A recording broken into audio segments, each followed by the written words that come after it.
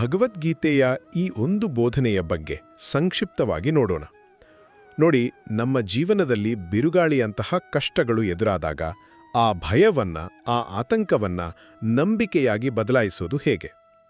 ಬನ್ನಿ, ಇದಕ್ಕೊಂದು ಅದ್ಭುತವಾದ ಕಥೆಯಿದೆ.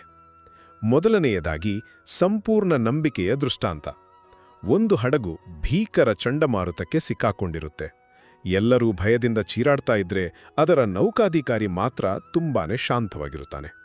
ಇದನ್ನ ನೋಡಿ ಆಶ್ಚರ್ಯಪಟ್ಟ ಅವನ ಹೆಂಡತಿ ಕಾರಣ ಕೇಳಿದಾಗ ಅವನು ತನ್ನ ಕತ್ತಿಯನ್ನು ತೆಗೆದು ಅವಳ ಕುತ್ತಿಗೆಗೆ ಇಟ್ಟು, ಭಯ ಆಗ್ತಾ ಇದೆಯಾ ಅಂತ ಕೇಳ್ತಾನೆ.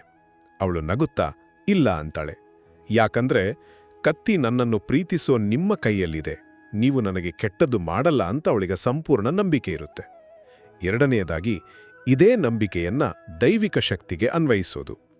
ಆಗ ಆ ಅಧಿಕಾರಿ ವಿವರಿಸ್ತಾನೆ, ನೀನು ನನ್ನ ಮೇಲೆ ಇಟ್ಟಿರೋ ಇದೇ ನಂಬಿಕೆಯನ್ನ ನಾನು ಆ ದೇವರ ಮೇಲೆ ಇಟ್ಟಿದ್ದೇನೆ.